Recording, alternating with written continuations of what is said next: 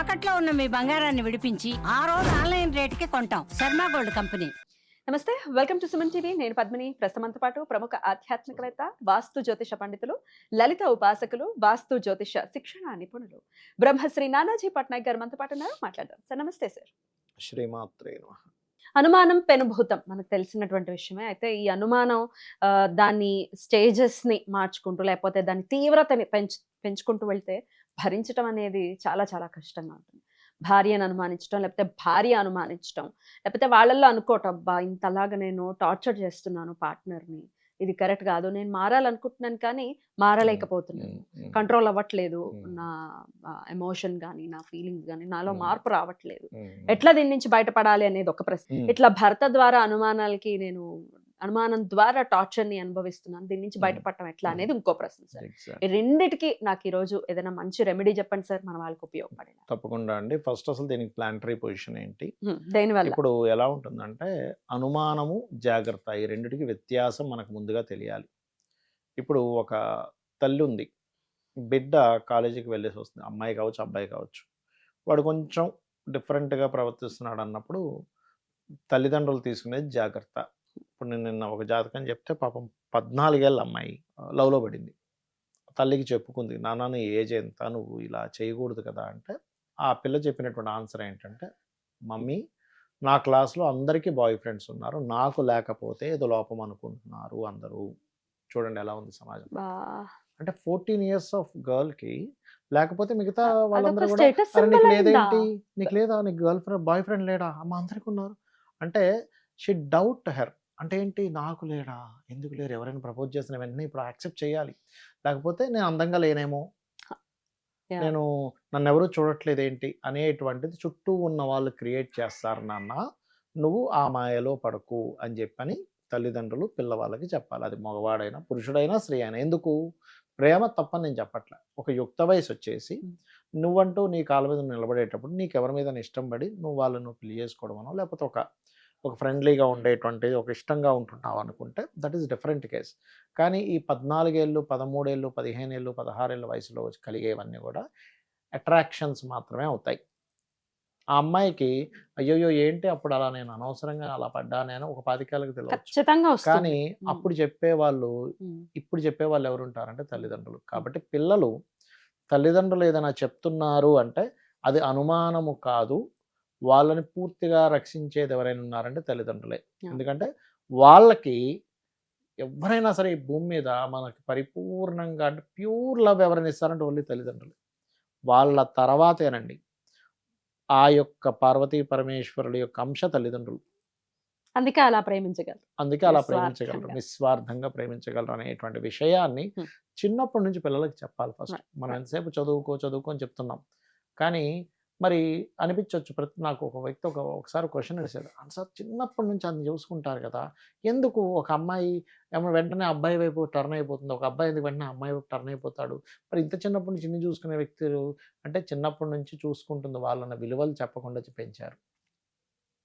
పైగా అది that's nature కదా. భగవంతుడి మీద కూడా మనకి ఎందుకు డౌట్స్ వస్తుంటాయి, ఇదంతా చూసేది పరమాత్మ అని చిన్నప్పుడు మనం చెప్పలేదు, సడన్ గా ఇప్పుడు చెప్తే ఎక్కడి నుంచి వస్తుందా ఆ కాన్షియస్నెస్ అనేది. అండ్ అట్రాక్ట్ అవ్వడం ఇట్స్ నేచర్ కదా సార్. ఒక వయసు వచ్చిన తర్వాత ఒక ఏజ్ వచ్చిన తర్వాత ఇలాగే మీరు ఇప్పుడు అన్నారు కదా, ఒక ఆవిడ ఇలాగే నాకు ఒక మాట అన్నది, ఏమండి మా అబ్బాయి ఈ మధ్య కొంచెం అట్రాక్ట్ అవుతున్నారేమో అనిపిస్తే ఒకటే అన్నాను, అమ్మ అట్రాక్ట్ అవ్వకపోతే ప్రాబ్లం అక్కడ ఏదో ప్రాబ్లం ఉందని మీరు అర్థం చేసుకోవాలి. అట్రాక్ట్ అవ్వట్లేదు మా అబ్బాయి, ఎవరిని చూడట్లేదండి, అసలు పట్టించుకోవడం వెళ్ళిపోతున్నా అంటే సంథింగ్ ఈజ్ ప్రాబ్లం. ఎందుకంటే చేసుకునే అమ్మాయి ఇబ్బంది పడుతుంది తర్వాత. అట్రాక్షన్ ఉండాలి కానీ కంట్రోల్లో ఉండాలి, సెక్సువల్ థాట్ ఉండాలి కానీ కంట్రోల్లో ఉండాలి, ఒక వ్యక్తి మీద ఒక ఇష్టం ఉండాలి కానీ కంట్రోల్లో ఉండాలి. ఇది మనం చెప్పగలగాలి పిల్లలకి. అయితే ఎప్పుడు కూడా తల్లిదండ్రులు చూపించేటువంటిది జాగ్రత్త. ఎక్కడ ఏమైపోతుందో అమ్మాయి యొక్క భవిష్యత్తు లేదా అబ్బాయి యొక్క భవిష్యత్తు పాడైపోతుంది అనే భావనతోనే కానీ వాళ్ళ మీద ద్వేషం కానీ కోపం కానీ ఏమీ ఉండదు అనేటువంటిది పిల్లలు తల్లిదండ్రులు చూపించే దాని వల్ల మనం అర్థం చేసుకోగలగాలి. ఇదొక వర్షన్. భార్యాభర్త తీసుకుందాం. ఇప్పుడు ఒకటండి, అనుమానం అనేటువంటిది ఒక కాంబినేషన్ జ్యోతిష్ శాస్త్రంలో. చంద్రుడు పాడైపోతే అనుమానం, భయం కదండి. అనుమానం అంటే భయం, ఏమైపోతుందో. చంద్రుడు బుధుడు పాడైపోయాడు, వాడి బుద్ధి వాడి మనసు పాడైపోయింది. ఇంకే అప్పుడు అనుమానిస్తూ ఏమవుతుందంటే ఉంటాడు. అనుమానిస్తూ ఉంటాడు. ఉమ్, అయితే నేను ఒకటే చెప్తా, భార్య కావచ్చు భర్త కావచ్చు, నేను అనుమానిస్తున్నారంటే 2 రీజన్స్. ఒకటి నీ ప్రవర్తనలో అనుమానించేలా ఉండుంటది హస్బెండ్‌ది. లేదా నువ్వు సీక్రెట్‌గా ఏదో చేస్తూ ఉంటావు. నువ్వు నిజంగా గనక చేస్తూ ఉంటే అనుమానిస్తున్నందుకు నువ్వేం బాధపడకు. ఎందుకు నువ్వు నిజంగా తప్పు చేస్తున్నావు అక్కడ. నువ్వు కొత్తగా నువ్వు బాధపడిపోయి ఇక్కడ ఏమవుద్దంటే కానీ చాలా హింస కేసెస్‌లో సార్ ఇప్పుడు. చెప్తా ఇనండి. ఆ, చెప్తా ఇనండి. నేను లెట్స్ మీ కంప్లీట్. ఉమ్, నేనన్నది ఏంటంటే నువ్వు నిజంగా తప్పు చేస్తున్నప్పుడు ఉమ్, భార్యో, భర్తో అనుమానిస్తున్నాడు. అమ్మాయి కావచ్చు, అబ్బాయి కావచ్చు. నువ్వు దాన్ని యాక్సెప్ట్ చేయాలంటా నేను. ఉమ్, నువ్వు మళ్ళీ రివర్స్‌లో నువ్వు నన్నెందుకు అనుమానిస్తున్నావు అని చెప్పి రివర్స్‌లో మళ్ళీ వీళ్ళు దాన్ని మసిపూసి మారేడుకాయ చేసే ప్రయత్నం చేయడం వల్ల అనవసరంగా ఇది తప్పితే ఇంకోటి లేదు. అయితే ఎన్నాళ్ళని భరిస్తారు సార్ హింస అదే. కదా. కరెక్టే. దినదినగండం 100 ఏళ్ల ఆయుష్ లాగా ఉంటుంది. ఎగ్జాక్ట్‌లీ. నువ్వు బయటికి వెళ్ళావు, నువ్వు ఫోన్ మాట్లాడుతున్నావు, అంటే ఒకటి ఫోన్లు ఈ చెక్ చేయడం. అనుమానంలో కూడా 2 వర్షన్స్ ఉంటాయి. ఉమ్, వాళ్ళ మీద ఉండేటువంటి తీవ్రమైన ఇష్టము, ప్రేమ. ప్రేమ వల్ల కూడా వాళ్ళని రక్షించుకోవాలి. ఎలా అయితే తల్లి బిడ్డను రక్షించుకోవాలనే దీంతో ఒక భార్య విపరీతమైన ఇష్టంతోని అమ్మో ఎటెళ్ళిపోతాడు, మా ఆయన ఎవరికే ఇదైపోతాడేమో అనేటువంటి కాపాడుకునే క్రమం కరెక్ట్ మనం అనుమానంగా చూస్తాం. కరెక్ట్. రెండోది సహజంగానే కొంతమందికి అనుమానం ఉంటుంది, ఉండదని కాదు.